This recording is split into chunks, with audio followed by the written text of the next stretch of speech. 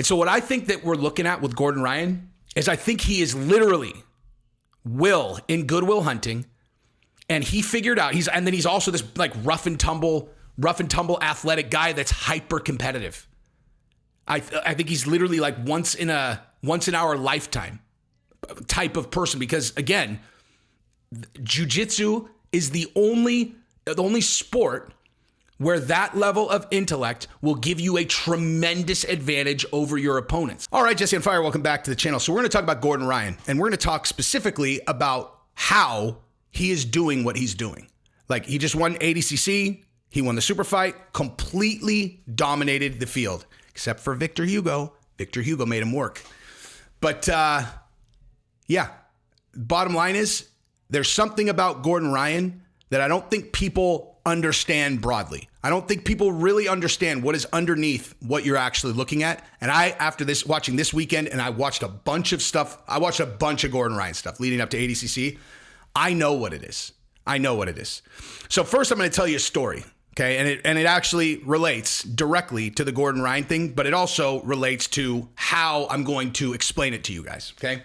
So this weekend, I was with my mom and my wife. And my mom was trying to get us to watch this show called Alone. Okay. Apparently, like you get a bunch of contestants, you give them 4 cameras, they teach them how to use the cameras, and then they drop them off in the middle of the Canadian wilderness. And they are responsible for setting up the cameras, filming themselves. There's no crew there whatsoever. And they are responsible for finding their own food, building their own, shelter, all of that. There's no one there to help them. No one. And it's real. Like there's no staff.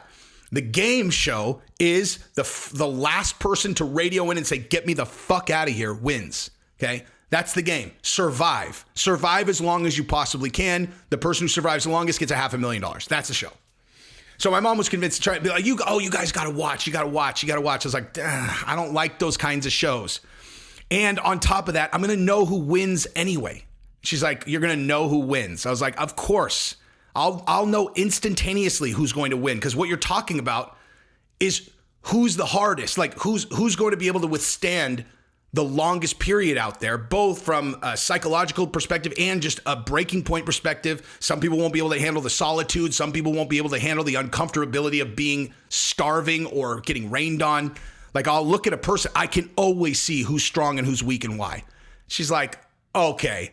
And I was like, you want to see? So we turned on Alone.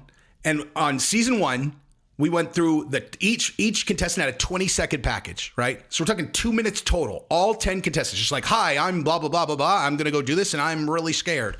Do season 1. After I watched all 10, I was like, that guy won. And my mom's like, you're right. Okay, first of all, I'm not going to pretend like I just kind of was like, yeah, I knew it.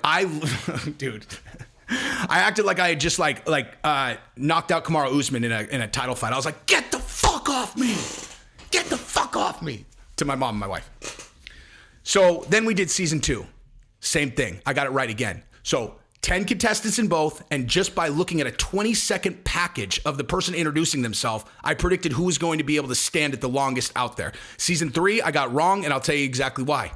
Because I said the guy who actually got 3rd place, and the reason why he got 3rd place is because he was dying. He was actually going to die, and they had to come in there without him tapping out and rescue him. I consider that winning, because he was going to die versus tap out, which is exactly what I was looking at. So 3 seasons in a row, okay? Gabrielle can verify this for everybody. At some point, you can be on a live stream and be like, did Jesse really do that? Because that sounds impossible. She'll fucking verify it. I did it.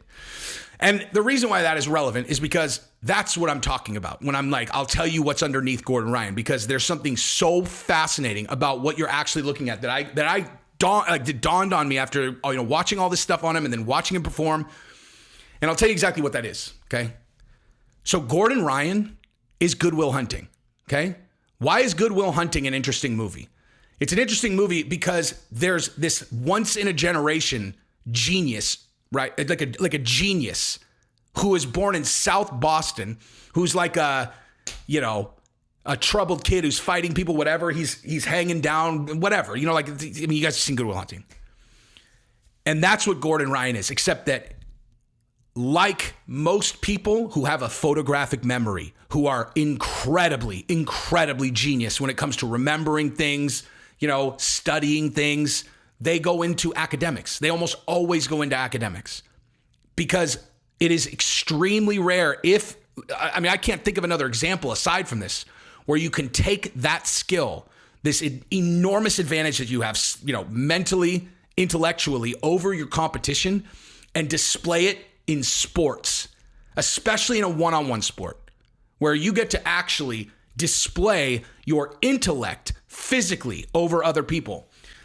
And so what I think that we're looking at with Gordon Ryan is I think he is literally Will in Good Will Hunting.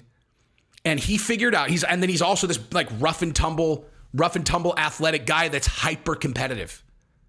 I think he's literally like once in our lifetime type of person, because again, jiu-jitsu is the only sport where that level of intellect will give you a tremendous advantage over your opponents, right? Like I heard John Danaher talking about, he said that's where it came to me initially. He said he thinks he has a photographic memory. And I thought about that and I was like, man, he's probably right. Because here's another thing. So like I said, I look at a person, that guy's going to, like in the Alone, I look at one guy, I'm like, that guy's going to break because he's not going to be able to handle the solitude. It won't even be the rain. It won't be the hunger. He won't be able to be alone for that long. He's going to snap. Like that guy's going to snap. This one, he's not going to be able to handle being uncomfortable, hungry, or the rain. He's out of there. And I can just see this stuff in people. I can't really explain how I do it. I just can. I always have been able to. I just can. And what was always interesting to me about watching Gordon Ryan is he would do these interviews and he has the speech pattern of a nerd.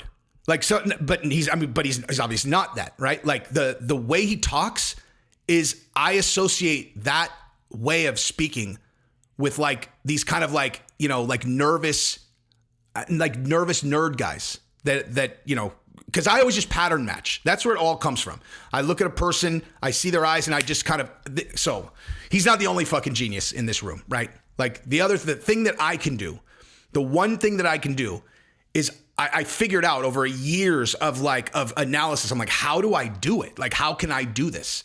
And my theory is that I have a photographic memory with people. Like, so like if I see a person holding their eyes in a certain way, I immediately go back in this algorithm and I'll match it to every single person I've ever seen hold their eyes that way. And then simultaneously every experience that I had with that person. And there's so much commonality there that I'm like, okay, he's one of those. And then et cetera. And so with Gordon Ryan, the way he talks, like this, like kind of just the way he talks, I associate with these like, the only people I've ever are like these kind of nerdy guys who are like hyper smart, smarter than everyone, right? Like kind of smarter than everyone, but like kind of arrogant pricks, but they're like fucking nerds, like they're no physical threat to anyone. He's this enormous, incredibly athletic guy who has the brain of one of those guys. And he's super competitive. And so he gets to demonstrate how much smarter than he is than everybody by beating the shit out of them. You know what I mean? Like, those kind of people, they're like, do you have any of them at your company where they're just clearly much, much smarter than everyone, and they look at him and they're all, nah, and you're like, God, man, fuck this guy. Except Gordon figured out a way to feed that part of his personality by demonstrating how much smarter he is by fucking whipping their ass, dude. It's amazing, dude. When you really think about it, it's fucking amazing. He's Good Will Hunting, dude. That's what Gordon Ryan is. He's fucking Good Will Hunting. And he found the thing that he loves more than anything, and he gets to just go out there and demonstrate. He's not showing that he's stronger than these guys. He's not showing that he's faster than these guys. He doesn't even use that. Like, he doesn't even try to be explosive. He shows that he knows jiu-jitsu better. Like, he knows if they do this, I'm doing this. If they do this, I do this. He's studied every tiny minuscule technique inside of techniques. And so he looks unbeatable. And it's because he's fucking Good Will Hunting, dude. Gordon Ryan is the walking Good Will Hunting. He just happens to be applying it in jiu-jitsu. I don't know, man. It seems interesting to me, dude. I don't know. Maybe this is like a revelation where people are like, well, yeah, everyone knows he has a photographic memory. Well, whatever. Fuck you. You hadn't figured out that he's Good Will Hunting. Anyway, it's really impressive to watch. Whoa. Hey, calm down. Don't be telling people what YouTube videos I'm listening to. Jesus. Anyway, that was Robbie from the Hill, so that's pretty neutral anyway. But yeah, that's what I got. Congratulations, Gordon Ryan. Congratulations to everybody. ADCC, that was really fun to watch. I am very grateful that I found this sport because I really, really love it. I'm going to go to jiu-jitsu in about a half an hour. And I'm going to go train with Victor, my professor. I'm actually not sure if he's back yet. But anyway, love you guys. Peace.